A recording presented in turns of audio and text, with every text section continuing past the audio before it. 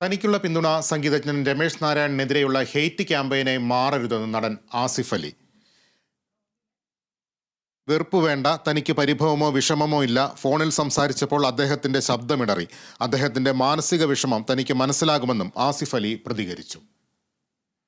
വിവരങ്ങളുമായി നിതിൻ പ്രഭാകരൻ ചേരുന്നു. നിതിൻ, എന്തൊക്കെ കാര്യങ്ങളാണ് ആസിഫ് അലി പറയുന്നത്?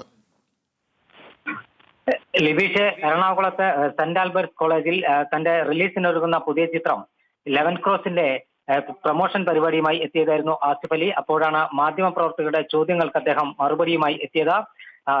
തന്നെ പിന്തുണയ്ക്കുന്നവരുടെ ഭാഗത്തുനിന്നും രമേശ് നാരായണനെതിരായ ഹെയ്റ്റ് ക്യാമ്പയിൻ ഉണ്ടാവരുതെന്നും അദ്ദേഹത്തിന്റെ പേര് സ്റ്റേജിൽ നിന്ന് അന്ന് പരിപാടിക്കിടെ സ്റ്റേജിൽ നിന്ന് തെറ്റായി വിളിച്ചു.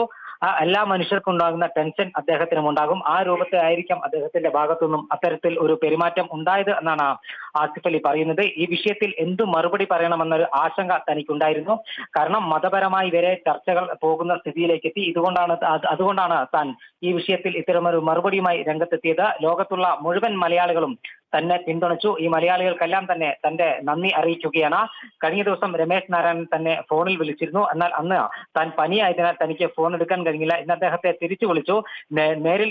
കൊച്ചിയിൽ നേരിൽ കാണാമെന്ന് അദ്ദേഹം പറയുകയും ചെയ്തു. അതോടൊപ്പം തന്നെ സംസാരിച്ചപ്പോൾ രമേശ് നാരായണന്റെ ശബ്ദം ഇടറുന്നതായി തനിക്ക് മനസ്സിലായെന്നും ആസിഫ് അലി പറയുന്നു. രമേശ് നാരായണന് ഇനിയും അവാർഡ് നൽകാൻ അവസരമുണ്ടായാൽ താൻ അത് നൽകുമെന്നും തന്നെ ബോധപൂർവം അപമാനിച്ചതായി തനിക്ക് തോന്നിയിട്ടില്ലെന്നുമാണ് ആസിഫ് അലി ഇന്ന് പറഞ്ഞിരിക്കുന്നത്. അതിൽ എടുത്തു പറയേണ്ട ഒരു കാര്യം തന്നെ പറയേണ്ട ഒരു കാര്യം ഇതാണ്: തനിക്കുള്ള പിന്തുണ രമേശ് നാരായണനെതിരായ ഹെയ്റ്റ് ക്യാമ്പയിനായി മാറരുതെന്ന ആസിഫ് അലി പറഞ്ഞത് തന്നെയാണ് നമുക്ക് എടുത്തു പറയാനുള്ളത്.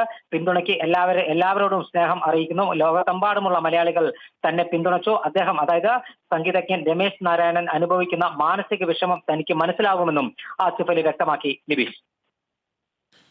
ശരി നിതിൻ, രമേശ് നാരായണന് പുരസ്കാരം നൽകിയതുമായി ബന്ധപ്പെട്ട വിവാദമാണ് ഇപ്പോൾ ആസിഫ് അലിയുടെ വിശദീകരണത്തോടുകൂടി അവസാനിക്കുന്നത്. തനിക്കുള്ള പിന്തുണ രമേശ് നാരായണനെതിരെയുള്ള ഹേറ്റ് ക്യാമ്പയിനായി മാറരുതെന്നാണ് ആസിഫ് അലിയുടെ അഭിപ്രായം. തനിക്ക് പരിഭവമോ വിഷമമോ ഇല്ല.